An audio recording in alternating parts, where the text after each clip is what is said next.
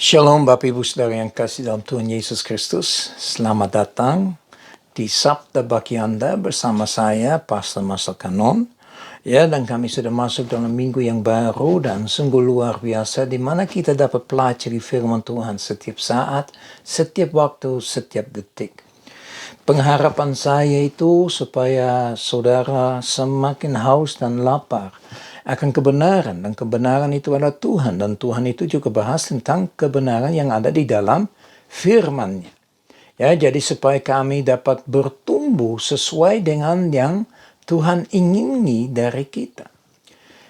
Hari ini saya ingin memulai bicara tentang Mazmur 97. Dan ini Mazmur yang luar biasa. Ya, dan saya percaya, sungguh saya percaya ini satu Mazmur khususnya bagi bangsa negara Indonesia sebetulnya. Dan pada saat saya baca, Anda mungkin mengerti kenapa saya bisa punya konklusi seperti begitu. Jadi mari kita baca cuma 12 ayat. Ya. Tuhan adalah Raja. Biarlah bumi bersorak-sorai.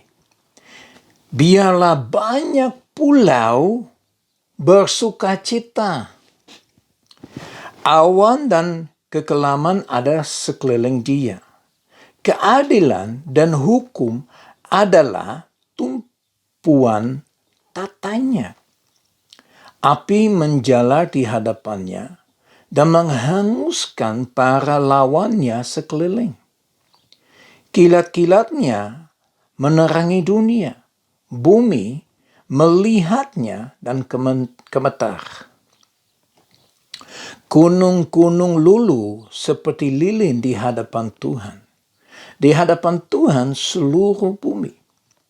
Langit memberitakan keadilannya, dan segala bangsa melihat kemuliaannya.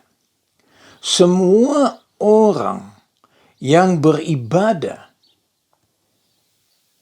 kepada patung akan mendapat malu. Orang yang memegahkan diri karena berhala-berhala, segala Allah sujud menyembah kepadanya. Sion mendengarnya dan bersukacita. Putri-putri Yehuda bersorak-sorak oleh karena penghukuman-Mu, ya Tuhan. Sebab Engkaulah, ya Tuhan, yang maha tinggi di atas seluruh bumi. Engkau sangat dimuliakan di atas segala Allah. Hei orang-orang yang mengasihi Tuhan, bencilah kejahatan. Dia yang memelihara nyawa orang-orang yang dikasihinya akan melepaskan mereka dari tangan orang-orang fasik. Terang sudah terbit bagi orang benar, dan sukacita bagi orang-orang yang tulus hati. Bersukacitalah karena Tuhan, hei orang-orang benar, dan nyanyikanlah syukur bagi namanya yang kudus. Luar biasa firman Tuhan ini. Nah, mari kita lihat dalam ayat yang pertama dikatakan Tuhan adalah Raja.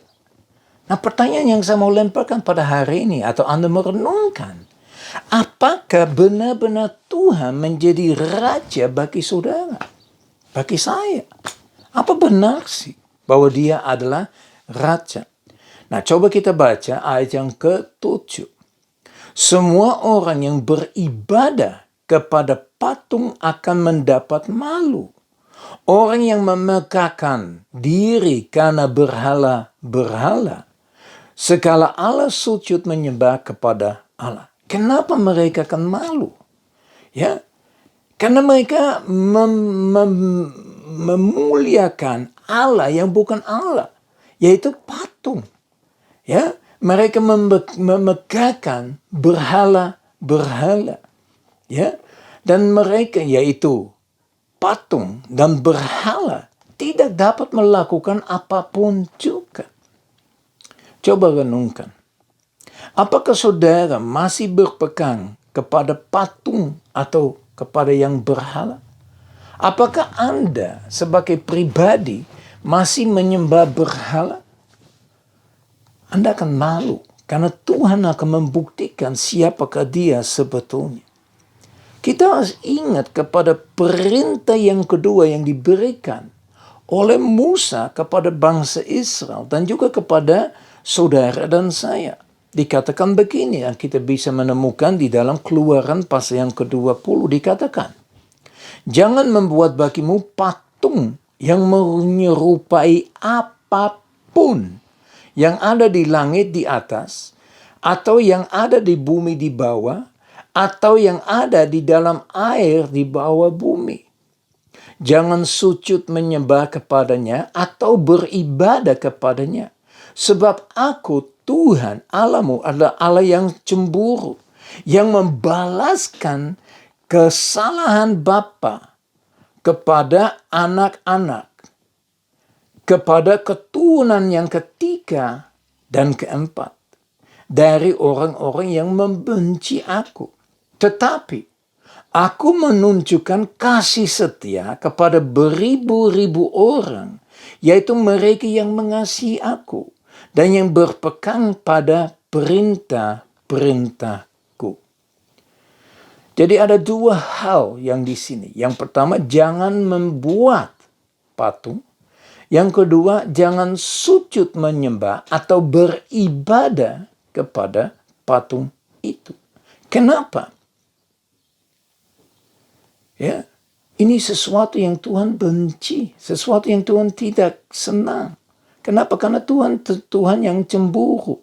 Dia berkata bahwa dia harus menjadi terutama, harus menjadi pertama dalam seluruh aspek kehidupan kita. Dan kalau kita benar-benar memiliki kasih setia kepada Tuhan, kepada Allah Abraham, Ishak dan Yakub, Allah yang menciptakan langit dan bumi, ada dua hal yang ditunjukkan. Yang pertama, dia akan mengasihi yang mengasihi dia. Ya, dia akan mengasihi mereka yang tidak mau menyembah atau sujud, ya, atau menyerahkan dirinya kepada patung atau kepada berhala. Ya. Dan yang kedua, ya, kasih setia diberikan kepada mereka yang berpegang pada perintah-perintahku. Seperti tadi saya baca perintah yang kedua. Ya, seringkali kita lupa perintahnya Tuhan dan kita hanya fokus kepada apa yang Yesus berkata. Ya, perintah yang pertama adalah kasihlah Tuhan Allahmu dengan segenap hati, segenap jiwa, dan dengan segenap akal budi. Dan mengasihi sesama manusia seperti dirimu sendiri. Tapi Yesus juga bilang, perintah baru aku berikan. Di mana kita harus mengasihi sesama manusia seperti Yesus mengasihi kita. Nah, Bapak Ibu Saudara yang kekasih dalam Tuhan Yesus Kristus, ini cuma dua perintah, tetapi itu adalah memperpendek sebetulnya perintah yang disampaikan di dalam Keluaran 20, di mana ada 10 perintah. Seberapa jauh kita taat kepada perintah yang Tuhan berikan. Ya, Tuhan memberikan kesetiaan. Tuhan tetap setia kepada kita terus menerus. Sampai kapanpun Tuhan setia, karena itu adalah pribadinya. Makanya pertanyaan yang saya mau berikan kepada Anda. Seberapa jauh Tuhan benar-benar menjadi raja atas kehidupan kau. Menjadi raja di atas segala raja, menjadi Tuhan di atas segala Tuhan. Apakah kita benar-benar menyerahkan nyawa kita untuk dipimpin oleh Roh Kudus yang sudah diutus sejak Yesus naik ke surga? Ya, Yesus naik ke surga supaya Roh Kudus diutus. Seberapa jauh kita benar-benar menerima Tuhan, Allah, Bapa yang di surga, menjadi raja yang luar biasa. Maaf, ya, lagi kering tenggorokan. Ya, tapi apakah kita sungguh bisa berkata, ya, seperti yang dikatakan dalam Mazmur 97, Tuhan adalah Raja. Haleluya. Amin. Mari kita berdoa. Bapa kami yang di surga, saat ini kami berdoa Engkau menyelidiki hati kami. Selidiki hati kami Tuhan. Dan lihat apa benar Engkau adalah Raja. Nggak ada raja yang lain, nggak ada pemimpin yang lain, nggak ada yang penting lain Tuhan. Kita sungguh-sungguh percaya kepada Engkau. Sujud menyembah kepada Engkau ya Abba, ya Bapa. Bapa Abraham, Ishak, Yakub. Bapa yang menciptakan langit dan bumi dan semua isinya. Apakah kita sungguh-sungguh mengakui Engkau sebagai Raja atas seluruh aspek kehidupan kita? Kalau Engkau menjadi Raja, kami menjadi hamba. Dan kami harus belajar untuk benar-benar melakukan segala ketetapannya, segala perintah-perintahnya Tuhan. Hari ini Bapa, selidiki hati kami.